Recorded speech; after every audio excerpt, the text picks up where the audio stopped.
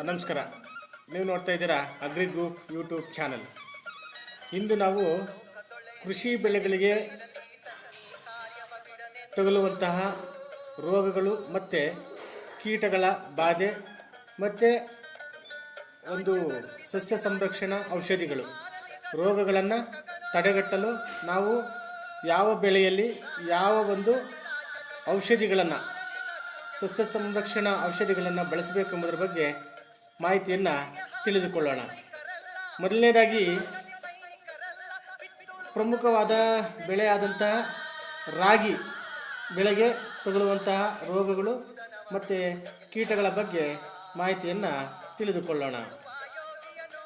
ಪ್ರಮುಖವಾದ ರೋಗಗಳು ಅಂದರೆ ರಾಗಿಗೆ ತಗುಲುವ ರೋಗಗಳು ಬೆಂಕಿ ರೋಗ, ಕಂದು ಚುಕ್ಕೆ ರೋಗ, ಬುಡ ಕೊಳೆಯುವ ರೋಗ. ಪ್ರಮುಖವಾದ ಕೀಟಗಳು ರಸ ಹೀರುವ ಕೀಟಗಳು, ತೆನೆ ಕೀಟಗಳು. ಈ ಒಂದು ರೋಗ ಮತ್ತು ಕೀಟಗಳಿಗೆ ಹತೋಟಿಗೆ ತರಲು ನಾವು ಬಳಸಬೇಕಾದಂಥ ಔಷಧಿಗಳು ಎಂದರೆ ಮ್ಯಾಂಕೋಜಬ್, ಕಾರ್ಬಾಡೈಸಮ್, ಡೈಥಿಯೋಯೇಟ್, ಫಾಸ್ಫೋಮೀಡಿಯನ್, ಕ್ಲೋರೋಪರಿಪಾಸ್. ಈ ರೀತಿ ಕೆಲವಾರು ಔಷಧಿಗಳನ್ನು ಸಿಂಪರಣೆ ಮಾಡೋದ್ರ ಮುಖಾಂತರ ಈ ಒಂದು ರೋಗಗಳನ್ನು ಮತ್ತು ಕೀಟಗಳ ಬಾಧೆಯನ್ನು ನಾವು ತಪ್ಪಿಸಬಹುದು. ಮತ್ತು ಎರಡನೇದಾಗಿ ಮುಸುಕಿನ ಜೋಳಕ್ಕೆ ಬರುವಂತಹ ಕೆಲವಾರು ರೋಗಗಳು ಮತ್ತು ಕೀಟಗಳ ಬಗ್ಗೆ ತಿಳಿದುಕೊಳ್ಳೋಣ. ಕಾಂಡ ಕೊರೆಯುವ ಕೊಳೆ ರೋಗ, ಕೇದಿಗೆ ರೋಗ, ತುಕ್ಕು ರೋಗ ಬರುತ್ತದೆ. ಕೀಟಗಳು ಅಂದರೆ ಕಾಂಡ ಕೊರೆಯುವ ಕೀಟಗಳು.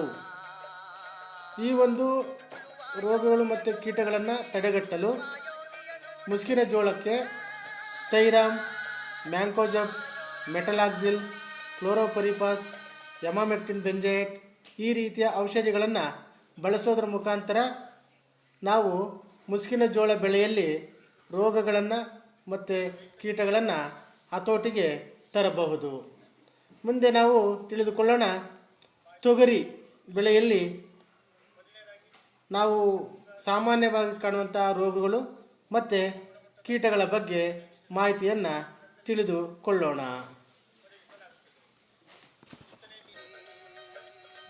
ತೊಗರಿ ಬೆಳೆಗೆ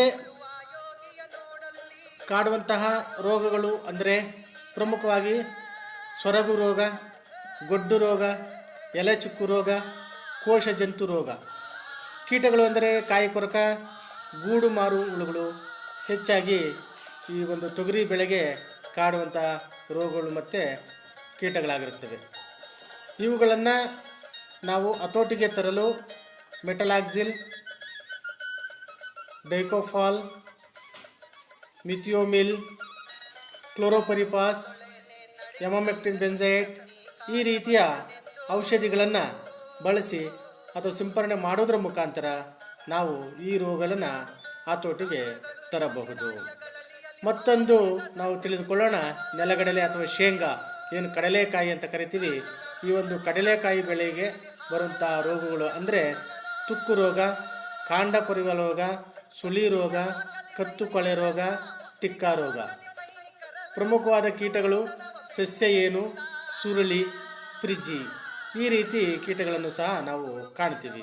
ಇವುಗಳನ್ನು ಹತೋಟಿಗೆ ತರಲು ಕಾರ್ಬಾಡೈಸಮ್, ಟ್ರೈಕೋಡರ್ಮಾ, ಕ್ವಿನಾಲಾಪಾಸ್, ಕಾರ್ಬರಿಲ್, ಮಿಥೈಲ್, ಪ್ಯಾರಾಥಿಯಾನ್ ಈ ರೀತಿಯ ಕೆಲವಾರು ಔಷಧಿಗಳನ್ನು ಸಿಂಪಡಣೆ ಮಾಡೋದ್ರ ಮುಖಾಂತರ ಶೇಂಗಾ ಅಥವಾ ಕಡಲೆಕಾಯಿಲೆ ಸಮೇತ ನಾವು ರೋಗಗಳನ್ನು ಹತೋಟಿಗೆ ತರಬಹುದು.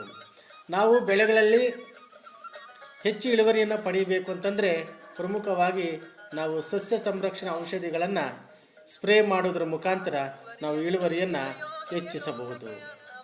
ಈ ಮಾಹಿತಿ ನಿಮಗೆ ಇಷ್ಟವಾದರೆ ಸಬ್ಸ್ಕ್ರೈಬ್ ಮಾಡಿ, ಶೇರ್ ಮಾಡಿ, ಲೈಕ್ ಮಾಡಿ. ಧನ್ಯವಾದಗಳು.